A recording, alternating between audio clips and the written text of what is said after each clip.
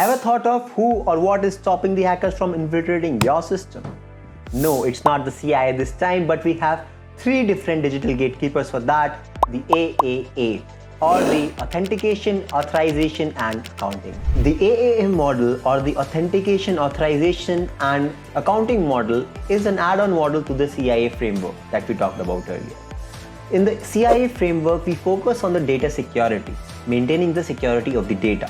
But when we talk about the AAA model, it is about controlling the access to the system and its resources. With the AAA controls, it is ensured that only the authorized members has the access to the system and its resources, and also the access and their activities properly monitored and tracked. Let's dive into each one of these one by one.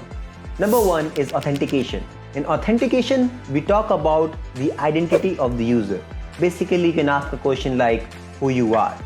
So in the authentication, the identity is checked by verifying the passwords, the credentials, or maybe the security tokens. An example authentication breach could be a fabrication attack.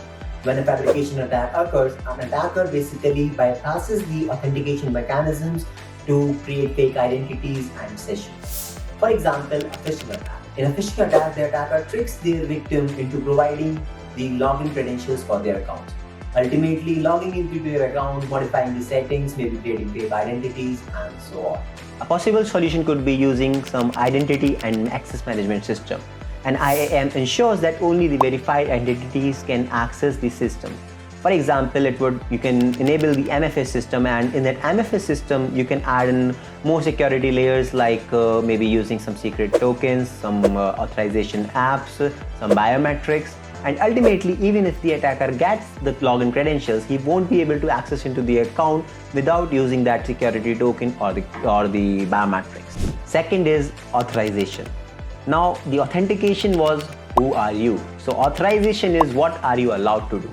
So in the authorization process, we check the permissions or the roles that you have and what parts of the system or the resources you can access based on those roles.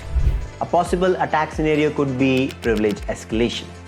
In privilege escalation, the attacker tries to get the high level of permissions by accessing into some normal user. For example, if I get to an employee's account, then I can try and access into the administrative account by raising the privileges. A possible solution could be applying the principle of least privilege and the need to know. In the principle of least privilege, we make sure that only the minimum required access is granted to each user. In the principle of least privilege, we use role-based access controls and make sure that only, let's say, there is a marketing person. The marketing person should not be allowed to use the financial data or see the financial data.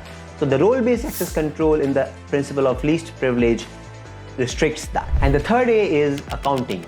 Accounting is all about what did you do. So you can easily understand that it is the process of tracking and monitoring all the activities that you are doing on a system or a network. A breach of accounting could be tampering the logs. Let's say an attacker is in a system. He has hacked into a system, and now before leaving that system, he'll make sure that all the logs, all the histories and all the commands that he have executed on that system or the network, he'll make sure to remove or delete those activities from that system. A possible solution could be using real-time monitoring and logs. To stop or prevent the tampering of logs, the organization uses the real-time monitoring tools, which sets up an alert to the administrator whenever the tampering of log or any suspicious changes in the logs happen. Additionally, you can set up some off-site location to store these logs or make these logs immutable to make sure that the tampering of logs becomes more difficult and the auditing and the security becomes more strong. An example could be, let's say there is your office building. So when you enter into the building, you have to show your ID card at the gate, and that makes sure that you are the person that is allowed to go into that building and you get the access to that building. So your identity is checked at the gate. Now, when you are in the building, you have different locations where you can access, where you have the access or where you don't have the access. Maybe some cabins, maybe some offices, maybe some conference room. So at that each location, you have to scan your key card. Now this key card makes sure that you are, based on your role, given the access to these locations.